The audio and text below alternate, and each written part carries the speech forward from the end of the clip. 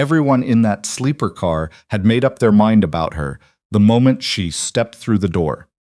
She was wearing scrubs, the navy blue kind that hospitals handed out, and that never fully stopped smelling like disinfectant no matter how many times you washed them, and sneakers that had been white once. She carried a duffel bag that sagged at one shoulder and a hard-sided carrier case that she set down carefully, methodically, before clicking the latch and letting the dog step out. He was a Belgian Malinois, 8 years old, which was old for the breed, and his muzzle had gone gray along the edges in a way that looked almost dignified if you paid attention. He moved with a slight hitch in his left rear leg, an old injury, something deep in the hip that would never be completely right again, and he walked with the specific deliberateness of an animal that had learned to be careful with its body. When Stella Crane sat down in seat 12A, he lowered himself to the floor beside her and put his head on her shoe. She reached down and rubbed the base of his ear without looking. His name was Arrow. She'd had him for 2 years. He'd had her longer than that, in ways she was still figuring out. The couple across the aisle were already looking. The woman was in her early 60s, wearing the kind of silk blouse that wrinkled easily and cost enough that she wore it anyway, and she had the particular expression of someone performing offense, not quite outraged yet, but building to it with an audience in mind. Her husband was already on his phone, possibly composing something. Stella didn't look at them directly. She'd gotten good at that in the years since leaving the army. The not looking. It was a skill you picked up when you stopped wanting to have conversations you already knew the ending to. The train was the Capital Limited out of Chicago, overnight to Washington, D.C.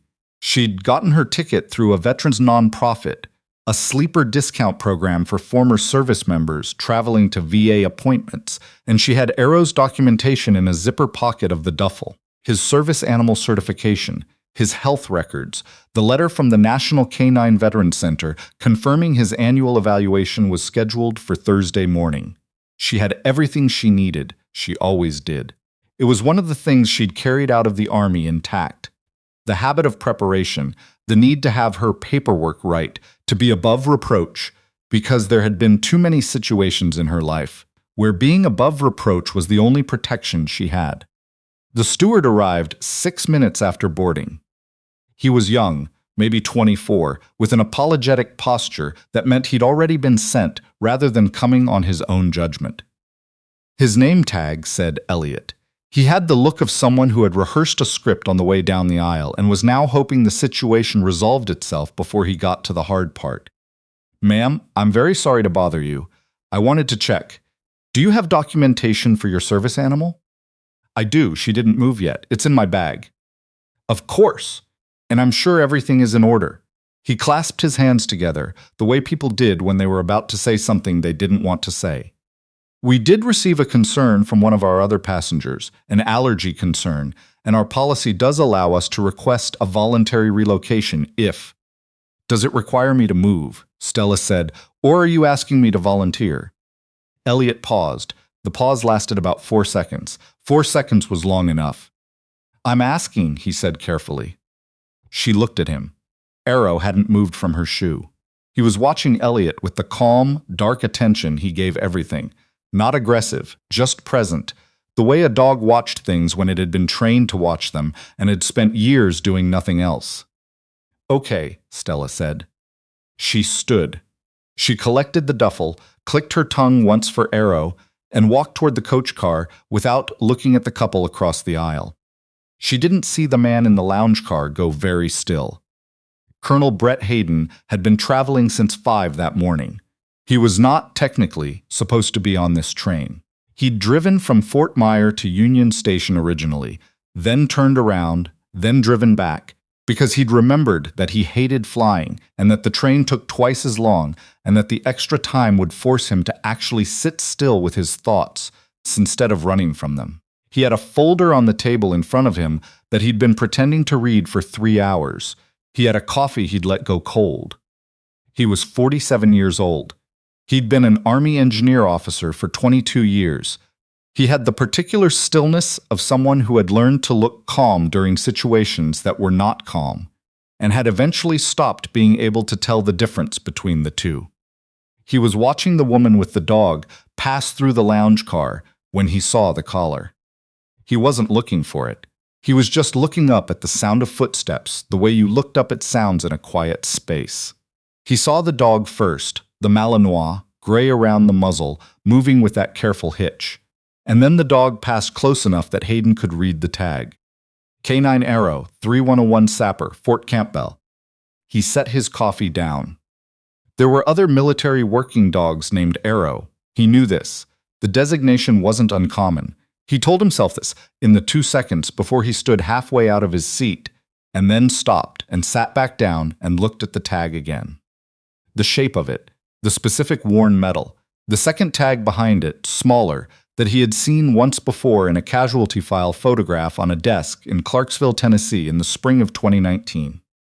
He had sat in a briefing room with 4 other officers and been told that K9 Unit Arrow, assigned to Corporal James Decker of the 3rd Battalion 101st Engineer Brigade, had been euthanized following injuries sustained during a structural collapse at FOB Kestrel. He had read the incident report and noticed, briefly, that it didn't quite match 2 of the survivor accounts he'd received informally in the days before. But he'd been told the record was finalized, and he'd been in the middle of a command rotation with 8 other things demanding his attention, and he sat with this now, as he had sat with it many times in the years since. Let it go. The dog passed through the lounge car and disappeared toward the coach section. Hayden gathered his folder, left $3 on the table, and followed. Stella had taken a window seat in coach 27C, and Arrow had fit himself into the narrow floor space with the resigned efficiency of an animal accustomed to tight quarters. The seat next to her was empty for about 4 minutes before a man in dark civilian clothes sat down in the aisle seat. He sat the way military men sat, weight distributed, spine easy, the particular physical vocabulary of someone who had spent decades being ready to move and hadn't quite stopped. He was looking at Arrow. "That's a military working dog collar," he said. "Lots of dogs use that style." "Not with that tag." He met her eyes. "My name is Brett Hayden. I'm an Army colonel, currently stationed at Fort Myer. I was the operations officer for Bravo Company, 3rd Engineers in 2019. He paused. "Can I sit here?" "You're already sitting." He didn't apologize for that. She noted that. Arrow had lifted his head. He was looking at Hayden with that same calm attention, but different from the way he'd looked at Elliot the steward. Something in the set of his ears, something in the way his weight shifted, almost imperceptibly, toward the man in the aisle seat. His handler, Hayden said, was Corporal James Decker. Stella said nothing. Decker died in a structural collapse at FOB Kestrel, March of 2019. A maintenance building failed during a routine inspection walk. The incident report lists Arrow as euthanized due to injuries sustained in the collapse. I know what the report says. Hayden turned his head and looked at her directly for the first time. His eyes were the kind that had looked at a lot of hard things and had stopped flinching but hadn't stopped registering. "Where did you get him?" "A veterans rehab placement program 2 years ago, out of Lawrenceburg, Tennessee." "Did they tell you his history?" "Some of it." "Did they tell you he was listed as euthanized?" She was quiet for a long moment. Outside the window, Indiana was going dark, flat and featureless, the occasional lit farmhouse sliding past and disappearing. "Yes," she said finally. "They told me there was a discrepancy in the paperwork, that sometimes those records had errors." "It's not an error." Hayden's voice was level. It cost him something to keep it that way. "I've spent 18 months trying to understand how his file ended up the way it did. I found the placement record last month, K9 Arrow, rehab transfer, Lawrenceburg, Tennessee. I didn't know who had him, just that someone did." He looked at Arrow again. The dog had put his head back down, but his tail moved once, a single careful beat. "And now I'm looking at him on the floor of a coach car with his head on your shoe, and I'd like to know who you are." Stella looked at her hands. She was 31 years old. She worked nights at a long-term care facility on Chicago's South Side 11 p.m. to 7 a.m., and she was good at it. Good at the small dignities that the job required, good at staying present through the hard hours, good at the specific kind of patience that working with people at the end of things demanded. She'd been there 3 years. Before that, 18 months doing hospital intake triage in Cincinnati. Before that, 8 months in Lawrenceburg, figuring out what came next. Before that, the Army. She had not talked about the Army since the day she signed her separation papers. I was the medic on duty the night of the Kestrel collapse, she said. 3rd Battalion Forward Element. I was the first responder when the building came down. Hayden went very still. Corporal Decker was alive when I reached him. Chest wound from a secondary support beam. He'd been inside during the initial failure. I triaged him and 4 other personnel in sequence and got them to the LZ. She stopped. He didn't make it to the hospital. 17 minutes in transit. I kept him alive for 16 of them. The train hummed around them. Someone 3 rows up was watching something on a phone, the audio bleeding through cheap earbuds. Arrow was in the collapse zone, she said. He wasn't with Decker when it happened. He'd been kennelled near the eastern wall. When the structure failed, that section went sideways rather than down. He survived the initial fall, but he was pinned and injured and listed as non-recoverable in the initial chaos. By the time I got the other personnel to the LZ, the incident commander had already filed the preliminary report. She looked at the window. I went back in, into a structurally compromised building. I could hear him. He was making a specific sound, a pause. Once you've worked with military dogs long enough, you know the difference between a dog that's in pain and a dog that's trying to communicate. He was trying to communicate. Something moved across her face briefly and was gone. I got him out. Ribs, hip, deep shrapnel, but he was alive, and I wrote that in my field report, which does not exist in the official record, Hayden said slowly. Stella turned from the window and looked at him directly for the first time. No, she said, it doesn't. 2 hours later, Arrow's breathing changed. It was subtle, a slight catch in the rhythm, a hesitation between exhales that was wrong in a way she registered before she'd consciously heard it. She was already on the floor before she'd decided to move. Her hands were on his ribs, reading the rise and fall. What she felt underneath that was not good. What's happening? Hayden was beside her in seconds. His breathing is compromised. She was already running her hands along his spine, checking his jaw, pressing her thumb against his gums and watching the capillary refill. 1, 2, 3. Too slow. He has a history of shrapnel in the left hip. If it's migrated, she put her ear to his chest. Elevated heart rate. Something wet at the edges of each inhale that shouldn't be there. I need the emergency medical kit, not the passenger first aid box. The train will have an FAA equivalent kit. Find the conductor and tell him exactly that. Hayden was already standing. He moved the way men who had spent careers giving orders moved when they were on the receiving end of one they trusted, without pausing to evaluate, without asking clarifying questions. He went, and Stella stayed, and she talked to Arrow in the low, even voice she'd used in forward operating bases and rural clinic tents and hospital corridors at 4 a.m. when the patients in front of her were beyond consolation, and all she could offer was the fact of her presence. Stay with me. You hear me? You're okay. I've got you. Arrow's eyes were on her, clear, exhausted, completely trusting. She had made a calculation 2 years ago, when he'd crossed a room at a veterans meet and greet and put his face in her hands and held it there, about what it meant to let something this broken rely on her. She'd made the calculation and decided it was worth it anyway.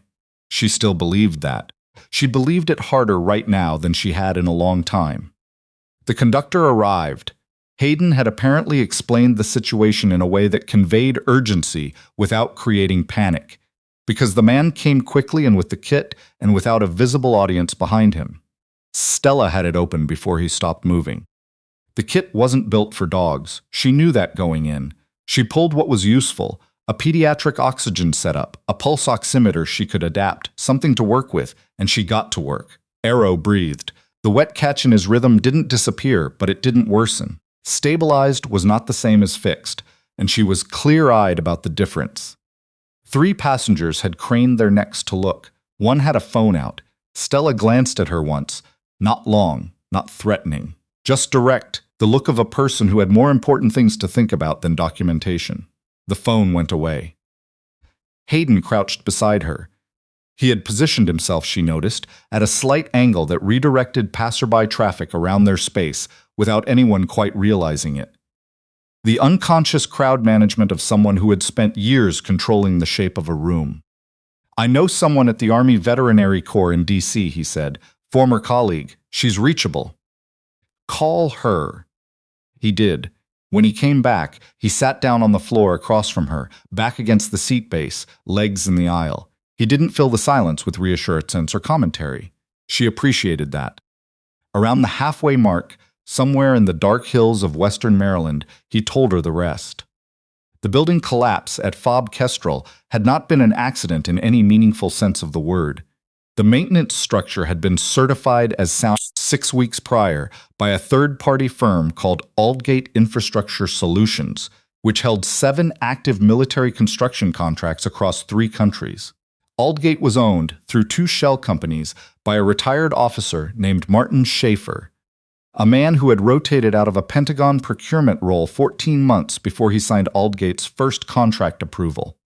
He had not disclosed the ownership stake. He had, however, known about the certification when the building failed. Within 72 hours of the collapse, Schaefer's former aide, by then a private consultant, had made calls to 3 people in the reporting chain. The recommendation was that the incident be classified as a routine training accident and handled internally, away from the Army Criminal Investigation Division. The investigation had been handled internally. The internal review had found no contractor negligence. The record of Stella Crane's field report, the only document in the chain that specifically noted the anomalous structural behavior she had observed entering the building that morning, had been removed. Arrow's euthanasia had been documented as fact. "Schaefer is currently under a separate federal inquiry," Hayden said.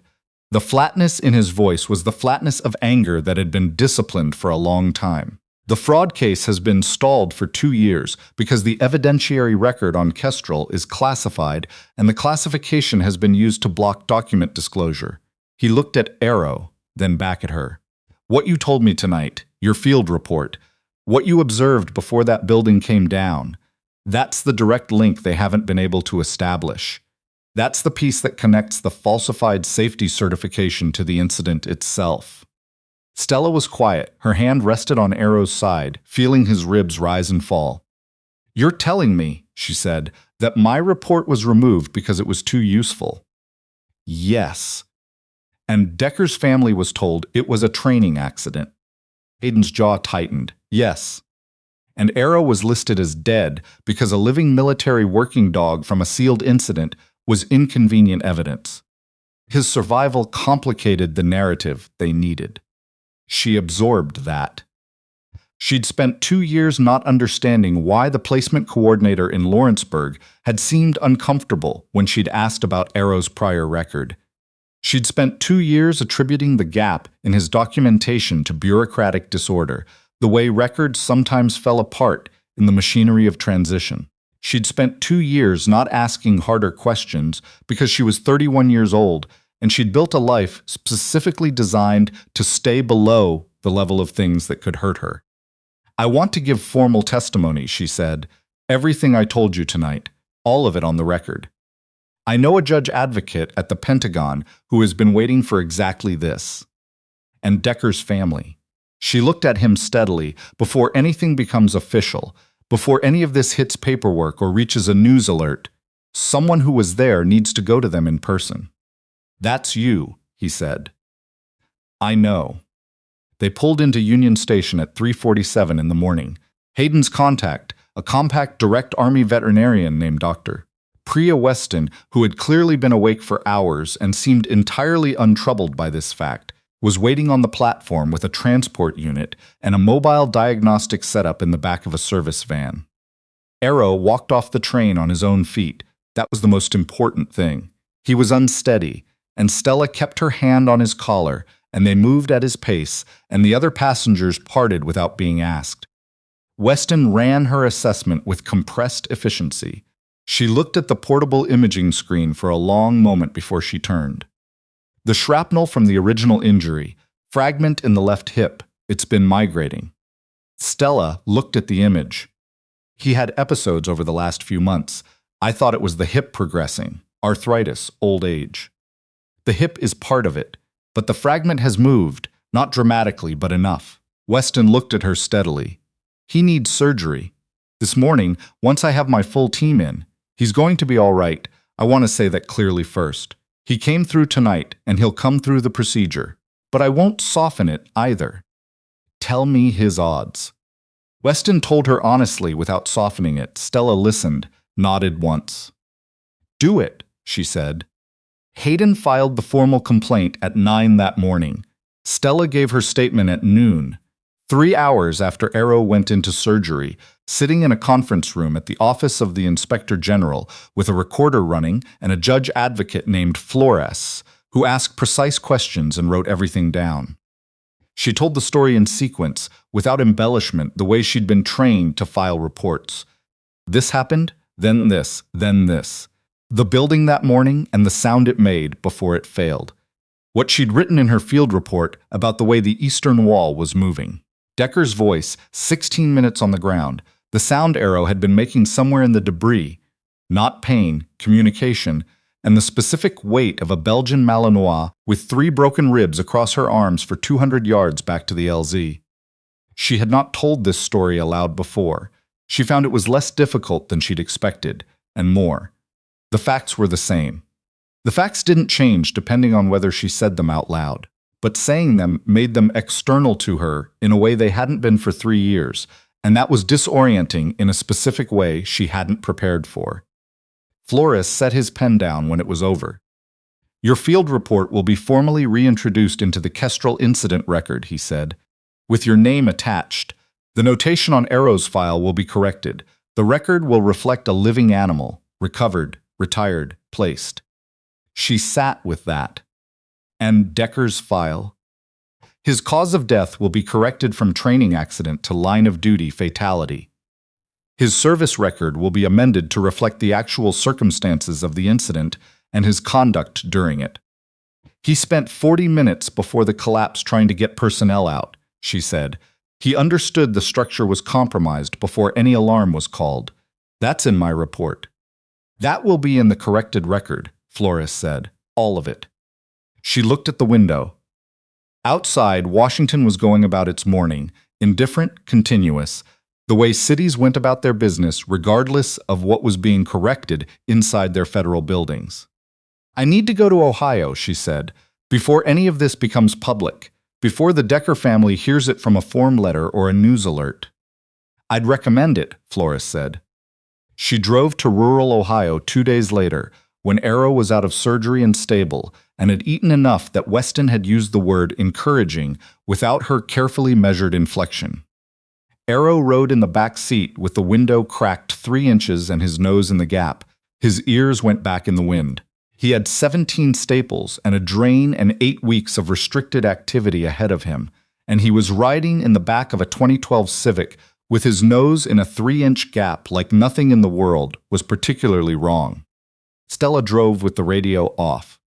She'd called ahead. She'd explained briefly that she was a former Army medic who had been present at the incident where James Decker died, and that she had information his family deserved to hear in person. The voice on the phone, his mother Nancy, had gone very quiet and then said, "Come." The Deckers lived outside Caldwell, Ohio, on 12 acres that had been in the family 3 generations. The house was a white 2-story with a covered porch and a tusswing in the front yard that had weathered past the point of usefulness but was still there. The garden was summer exhausted, tomato plants leaning past their cages, green beans going to seed. Frank Decker was on the porch when she pulled up. He was in his mid-60s, wearing a flannel shirt in July, the way certain men wore flannel shirts in July, like they'd never stopped, and he had his son's eyes. The specific dark directness that Stella remembered from the photograph in a casualty briefing folder she'd looked at only once and never forgotten. He saw the car. He saw Stella step out, and then he saw Arrow climb carefully out of the back seat and stand in the driveway, and he went very still. Arrow looked at him. Arrow's tail moved, not fast, not exuberant, just a slow, certain arc, the tail of a dog who has recognized something. He walked forward, the hitch in his step. The careful deliberateness of 8 years in a body that had been through what his body had been through. He crossed the gravel and stopped at the porch steps and looked up at Frank Decker. Frank sat down on the top step. He put his hand on the dog's head. Stella stayed by the car. Nancy came out through the screen door a few minutes later, drying her hands on a dish towel. She stopped when she saw. She sat down on the step next to her husband and looked at the dog, and then at Stella, and she did not ask any questions for a long while. When Stella came up to the porch, she sat on the step below them and told them all of it. What Jimmy had done in the 40 minutes before the building failed.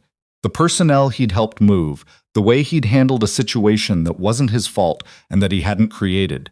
The 16 minutes and what she'd done and what he'd said, which wasn't much by that point, but was present and was not alone. Arrow and the sound he'd been making in the rubble and what it had taken to go back for him. The years the record had been wrong. The reason it had been wrong. She told them about Hayden, about the Inspector General's office and what the corrected record would say. She told them that Jimmy Decker would be listed, officially and permanently, as a line-of-duty fatality, that what he had done that morning would be documented, that his name would be on the right version of the right story. Frank looked at his hands for a long time after she stopped.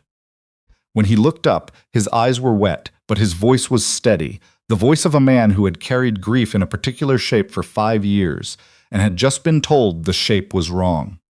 He loved that dog, Frank said. He'd call on Sundays, and half the call would be about Arrow, what Arrow had figured out, what Arrow had done.